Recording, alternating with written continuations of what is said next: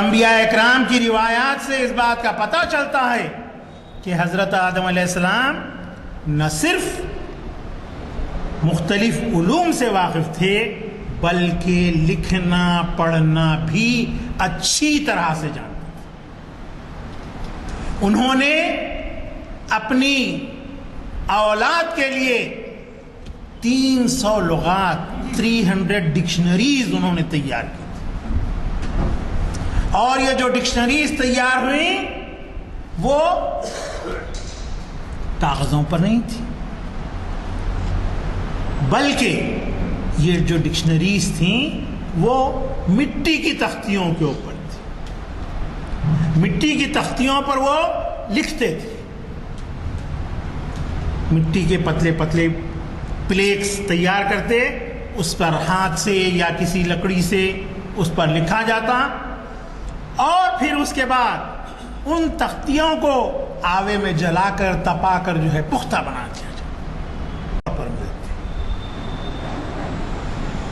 ایک رات حضرت اسماعیل علیہ السلام نے خواب میں دیکھا کہ کوہ ابو قبیس جو مکہ شریف کے پاس کعبۃ اللہ شریف کے پاس واقع ہے، اس پہاڑ کی ڈھلان میں ایک خزانہ دفن۔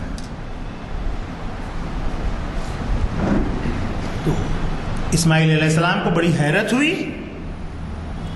صبح وہ جب جاگے تو ان کا دل چاہا کہ اس مقام پر پہنچیں جہاں پر یہ خزانہ دفن ہے۔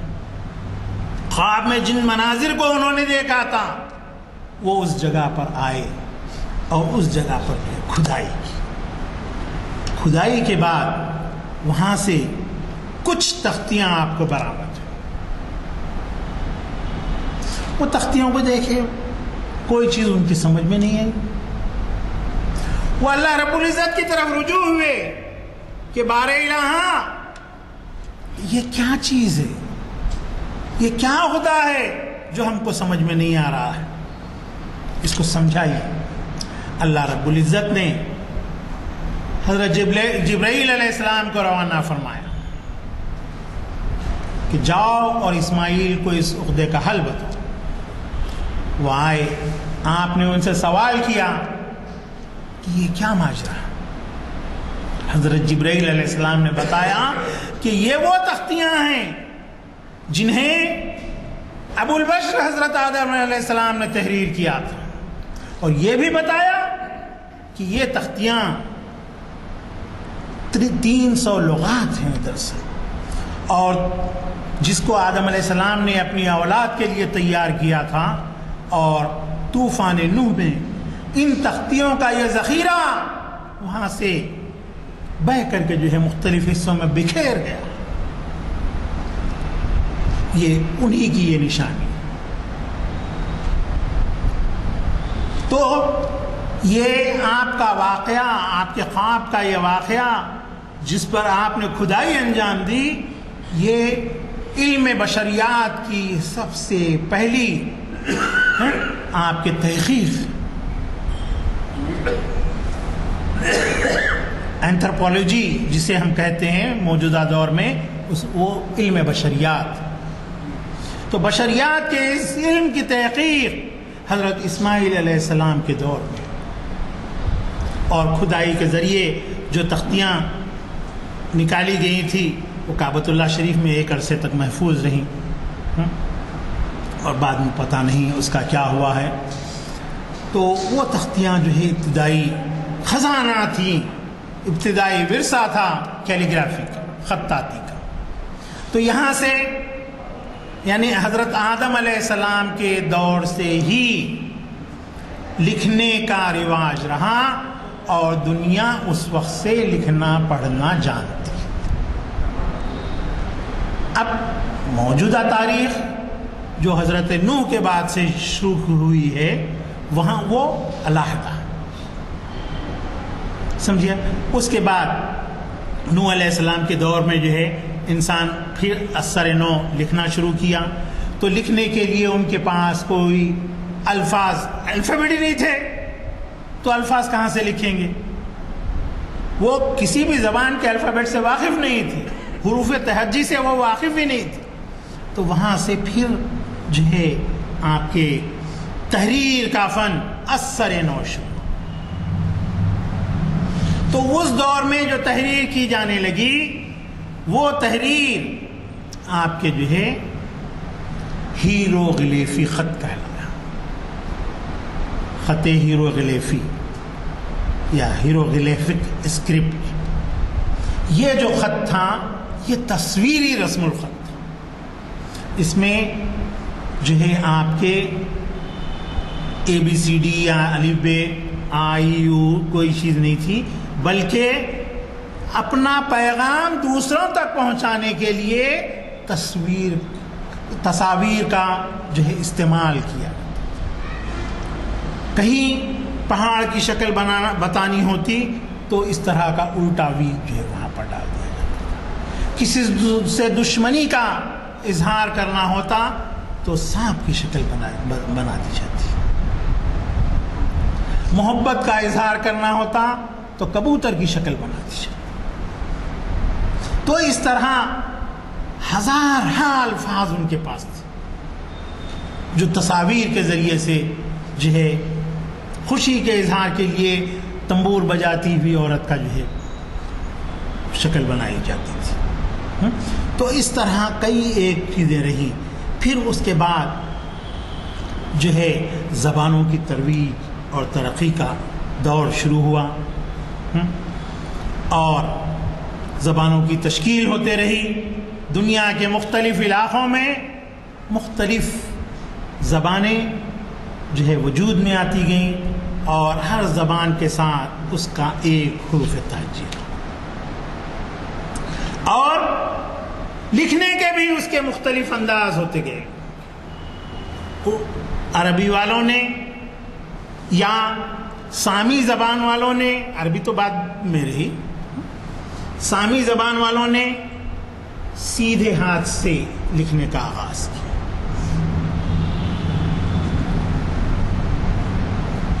یورپی زبان والوں نے دائیں طرف سے لکھنے کا آغاز کیا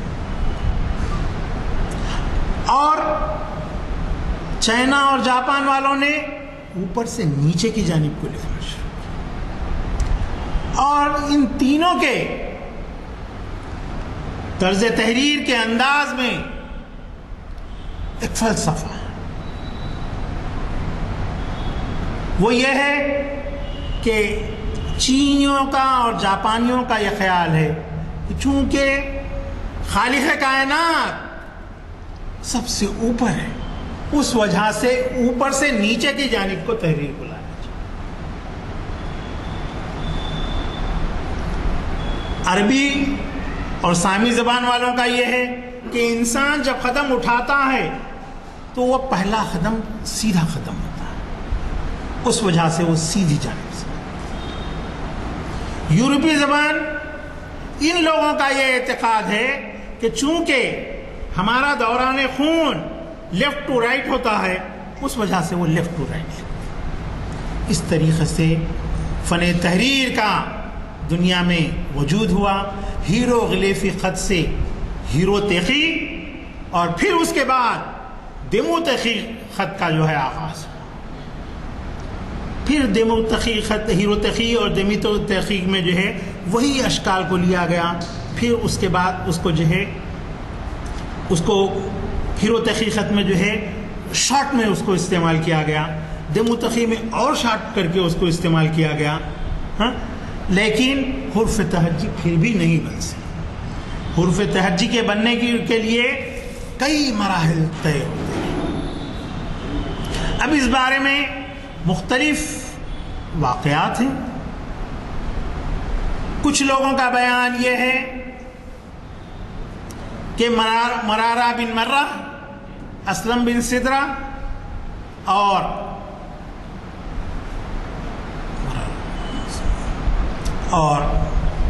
اوپر کا نام بھول رہا ہوں، آخری لفظ ان کے نام کا حصہ ہے جدرہ. تو اس خاندان کے، یہ قبیلے بولان کے لوگ تھے. اس خاندان کی شاخ جو جدرہ تھی، اس خاندان میں جو قبیلے کا سردار تھا، اس سردار کے بچوں کے نام، ایک کا نام تھا ابجد، دوسرے کا نام تھا حوز، تیسرے کا نام تھا ہتی، چوتھے کا نام تھا کلیمن، پانچویں کا صافس، خرشت، یہ اس کی اولاد کے نام۔ یہی لوگ اس قبیلے کے سرداروں کے یہ اولاد حروف تہجی کی بنیاد پر، اور حروف تہجی انہی کے ناموں سے شروع ہوا۔ آج جو آپ عربی اور اردو رسم الخط کے حروف تہجی کو دیکھتے ہیں،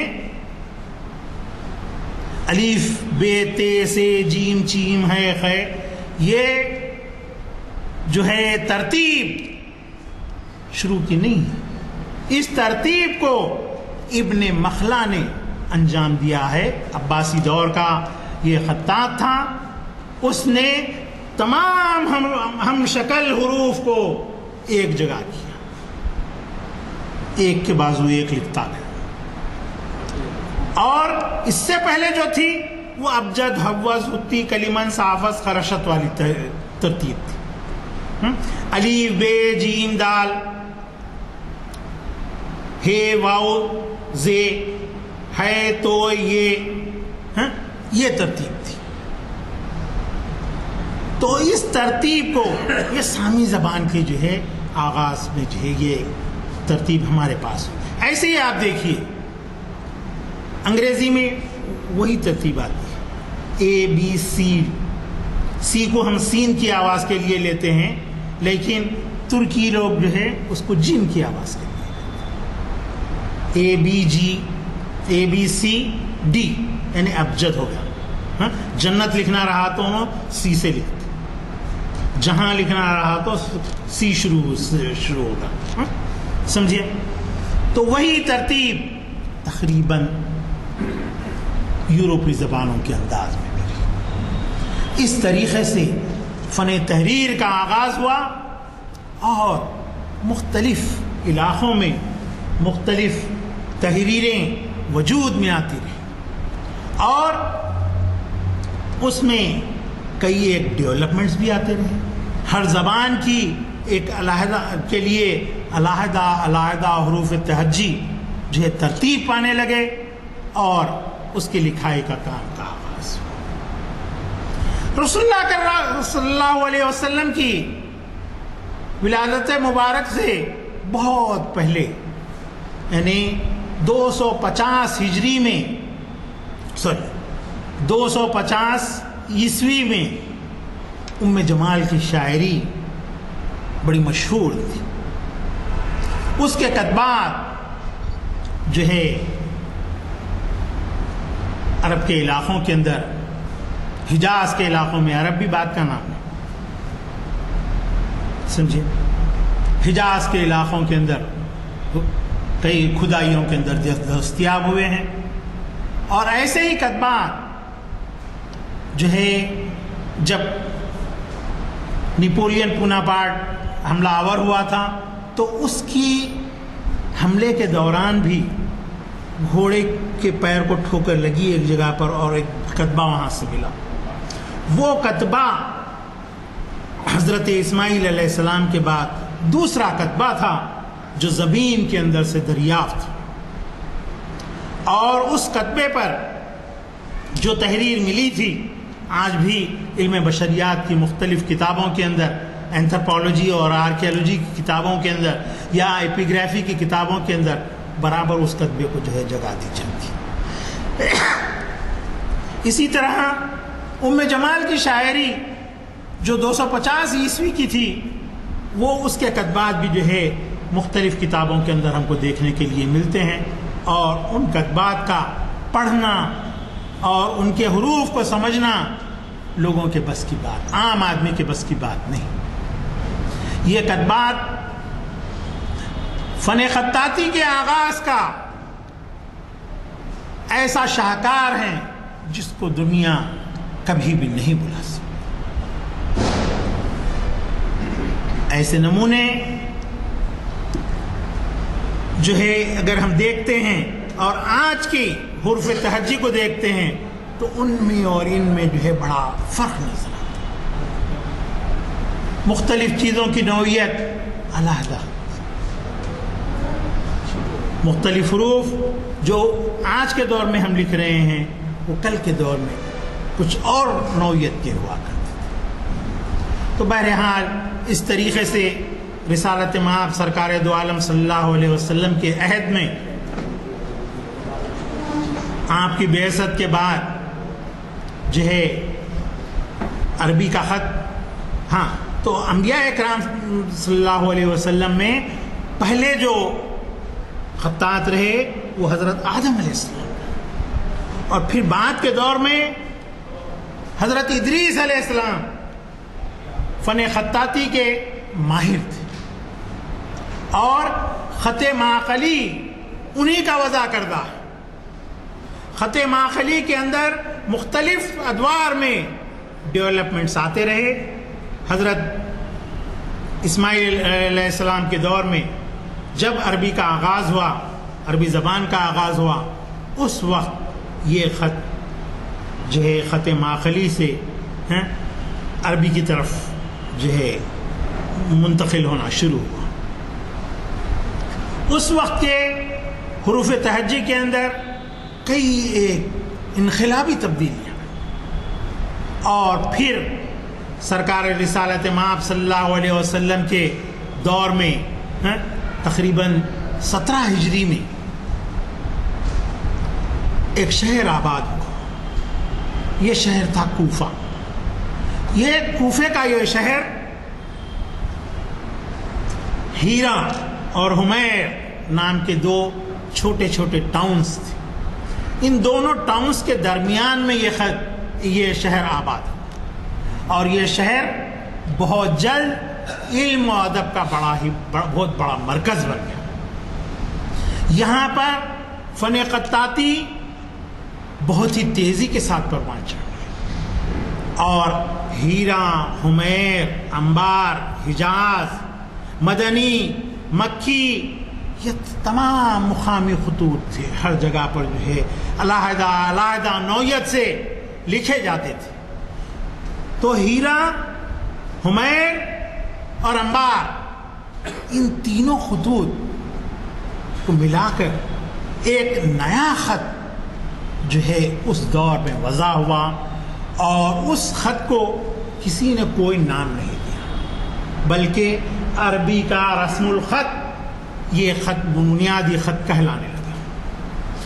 تقریباً 200 سال کے بعد ابن ندیم ایک بہت بڑے مورخ گزرے. الفہرست ان کی کتاب کا نام ہے. اس کتاب میں انہوں نے پہلی مرتبہ اس خط کے لیے کوفی کا نام دیا، اور وہ خط کوفی کہلاتا. ورنہ حجاز میں جو لکھا جاتا وہ حجازی کہلاتا، مکے میں جو لکھا جاتا مدنی کہلاتا، مکی کہلاتا، مدینے میں جو لکھا جاتا مدنی کہلاتا، انبار میں جو لکھا جاتا انباری، حمیر میں لکھا جانے والا حمیری، ہیرا میں لکھا جانے والا ہیری.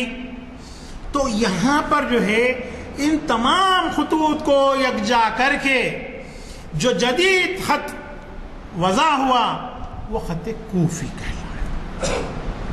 خط کوفی خلافت راشدہ کے عہد میں، چاروں خلفائے راشدین کے دور میں بہت ہی تیزی کے ساتھ بڑھتا گیا.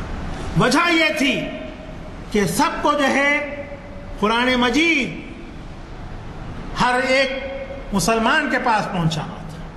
تو وہاں یہ خط اپنی ارتقائی منزل ترقی کر گیا.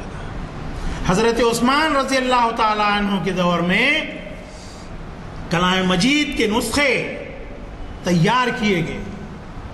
یہ 7 نسخے تیار ہوئے تھے، اور 7 اسلامی ریاستوں کے مستخروں پر ان کو جو ہے روانہ کیا گیا تھا. پھر وہاں سے خطاط حضرات یا وہ لوگ جو لکھنے پڑھنے سے واقف تھے انہوں نے اس کی نقلیں کرنا شروع. اور اس طرح قرآن کے وسیلے سے کیلیگرافی کا فن، خطاطی کا فن، خوشنویسی کا فن ترقی اور کی ارتقائی منازل طے کرنے لگا، اور اس کا سلسلہ بنو امیہ کے دور تک چلتا ہے۔ ولید بن عبد الملک یہ بنو امیہ کے جو ہے خلیفہ تھے، اور خطاطی سے انہیں بڑی دلچسپی تھی۔ یوں سمجھیے کہ خطاطی کے دل دادا تھے۔ انہوں نے فن خطاطی کو ڈیولپ کرنے کے لیے استاد خطاطوں کو ایک جگہ جمع کی۔ بیت المقدس کے اوپر جو تحریریں آج ہم کو ملتی ہیں وہ ولید بن عبد الملک کے عہد کی یادگار، جو انہوں نے بیت المقدس کی دیواروں کے اوپر تحریر کروائی۔ تو خطاطی کا سب سے انقلابی ترقی اس میں جو ہوئی وہ ولید بن عبد الملک کے دور سے، اور پھر خطاطی کا یہ فن وہاں سے ترقی کرتا گیا۔ تو اب خط تو ایک ہی تھا صاحب، خود کوفی کے اندر کئی جو ہے ضمنی خط وجود میں آئے، اور یہ ضمنی خطوط تقریباً 52 ہیں۔ سجلات، مومرات، جلیل، اس طرح مختلف ناموں سے خط کوفی کی کئی ایک شاخیں نکلی اور دنیا کے اندر پھیلتی گئی۔ بنو امیہ کا دور ختم ہوا، اور پھر بنو عباسیہ کی حکومت جو ہے قائم ہوئی، یا خلافت قائم ہوئی، اور اس خلافت کے دور میں فن خطاطی معراج کی منازل طے کرنے لگی۔ خط کوفی کے اندر ہی کئی ایک ڈیولپمنٹس آتے رہے، اور اس کو خوبصورت سے خوبصورت طریقے طور پر لکھا جانے لگا۔ خطاطوں نے، جیسا کہ ابراہیم الشجری ہے اور دیگر خطاطوں نے اس کے اندر جو ہے بڑی ہی دلچسپی دکھائی، اور اپنے شاگردوں میں کئی ایک خطوط اس کی جو ہے تشکیل دینے لگی۔ غبار بھی جو ہے اس دور میں لکھا گیا، لیکن آج کا لکھا جانے والا غبار وہ خط نسخ کے اندر ہے، لیکن اس دور میں خط غبار جو لکھا جاتا تھا وہ کوفی کے طرز میں لکھا جاتا تھا، سلس بھی کوفی کے طرز میں لکھا جاتا تھا، لیکن سلس نہیں کہلاتا تھا، سلسین کہلاتا تھا۔ تو اس طریقے سے خلافت عباسیہ کے دور میں کئی خطوط کوفی کی شکل، کوفی کے خط کوفی سے جو ہے جاری ہے، لیکن خلافت عباسیہ کے دور میں ایک ایسا خطاط گزرا ہے جس کا نام ابن مخلا تھا۔ ابن مخلا نے اپنے پیشرو خطاطوں کی وسیلوں کے اوپر اس نے ریسرچ کی اور اس کے اندر ڈیولپمنٹ لائی، کیونکہ خط کوفی ایک ایسا خط ہے جس کو لکھنے میں کافی وقت لگتا ہے۔ تو ابن مخلا نے خط کو آسان، سبک رو بنانے کے لیے، تیزی سے لکھا جانے والا بنانے کے لیے اس میں کئی ایک ڈیولپمنٹس لائے۔ تو اس نے خط کوفی اور خط ماخلی عربی خط کا بنیادی خط، اور اس کے بعد جو خط وضع ہوا وہ کوفی ہے۔ تو خط ماخلی اور خط کوفی، ان دونوں خطوط کے اندر اس نے ریسرچ کرتے ہوئے اس میں ڈیولپمنٹس لا کر اس نے دنیا کو 6 نئے خطوط سے واقف کرایا۔ ایک تو ہے سلس، دوسرا ہے نسخ، تیسرا ہے آپ کے عظیم ہاں تیسرا خط بول. ہاں نستعلیق نہیں.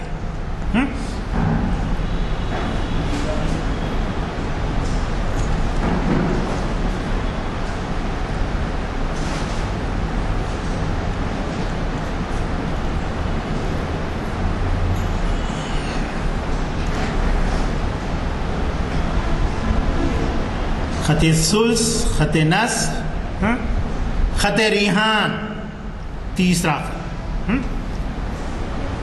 خط ریحان. چوتھا خط ہے اس میں آپ کے، بھول رہا ہوں میں، 4. اور 5واں خط ہے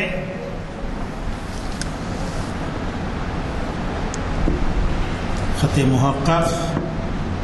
بہرحال 2 یاد نہیں آ رہے ہیں، میں انشاءاللہ آپ کو ابھی بولتا ہوں. تو اس نے یہ 6 خطوط وضع کیے اور پھر اس کے بعد یہ خط جو ہے ترقی کے منازل کے طے کرنے لگے ابن مخلا کہ یہ خطوط عربی، فارسی، ترکی، اردو کے بنیادی اور اہم خطوط ہیں اور ان خطوط کے اندر ڈیولپمنٹس آتے گیا. پھر اس کے بعد جو ہے آپ کے حسن بن حسین فارسی نے جو ہے ایک خط نس اور تعلیق خط تعلیق کا اس نے اجرا کیا اور اس کے بعد وہ نسخ اور تعلیق کو ملا کر بعد کے خطاطوں نے نستعلیق خط کو جو ہے وضع کیا. چونکہ وقت ہو رہا ہے، میں ابھی خلافت عثمان عباسیہ کے دور تک ہی پہنچا ہوں، لیکن چونکہ اس کے لیے وقت کافی نہیں ہو رہا ہے تو انشاءاللہ آئندہ جو اس کی سیریز چلتی رہے گی 3 لیکچرز کے اندر انشاءاللہ یہ لیکچر جو ہے اپنے تکمیل کی مراحل کو پہنچیں گا.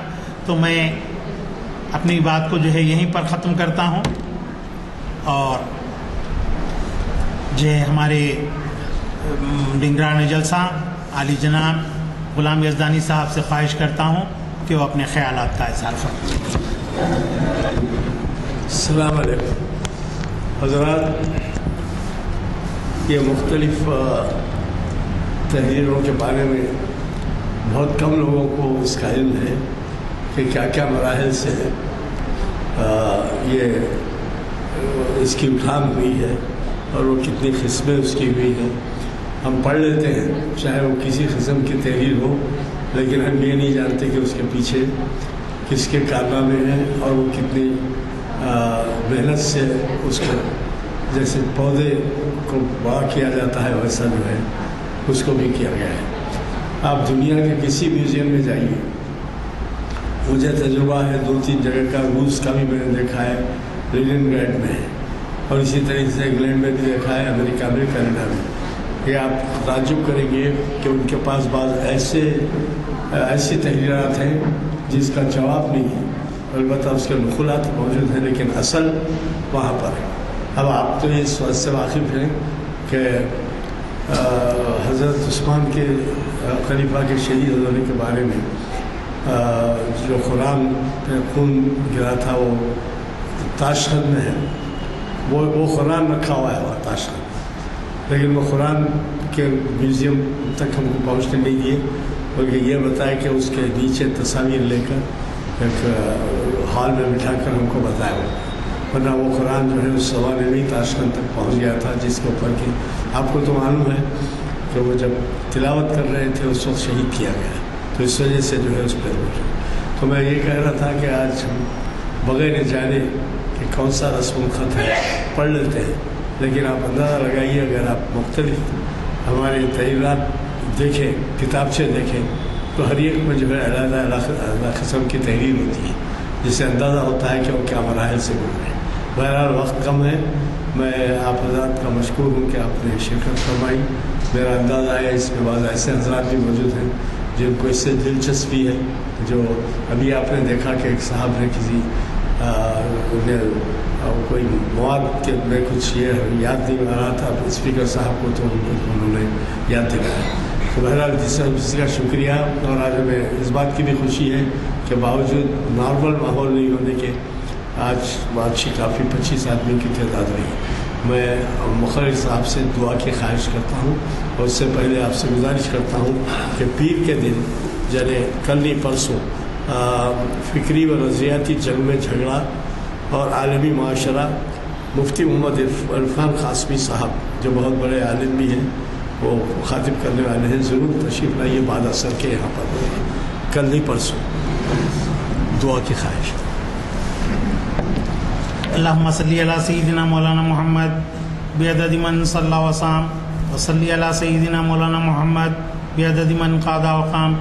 اے اللہ ہمارے گناہوں کو معاف فرمائیے، اے اللہ ہماری خطاؤں کو درگزر فرمائیے، اے اللہ جو پریشان حال ہیں ان کی پریشانیوں کو دور فرمائیے، اے اللہ جو بیمار ہیں انہیں شفاء کاملہ عطا فرمائیے، اے اللہ جو مقروض ہیں ان کے قرضوں کی ادائی کا بندوبست فرمائیے، اے اللہ جو لڑکیاں بن بیاہی بیٹھی ہوئی ہیں اللہ ان کی شادیوں کا بندوبست فرمائیے، اے اللہ آج جو بابری مسجد کا فیصلہ آیا ہے اللہ اس فیصلے کو، وہ فیصلہ مسلمانوں کے حق میں نہیں ہے اور حق اور ناانصافی مسلمانوں کے ساتھ ہوئی ہے اللہ۔ اے اللہ صاحب اقتدار لوگوں کو دلوں کے رخ کو موڑ دیجیے اللہ، اور ہم کو ہماری مسجد کی اراضی جو ہے فراہم کرا دیجیے اللہ۔ صلی اللہ تعالی علی خیر خلقہ و آلہ و اصحابہ اجمعین برحمتک یا ارحم الراحمین والحمد للہ۔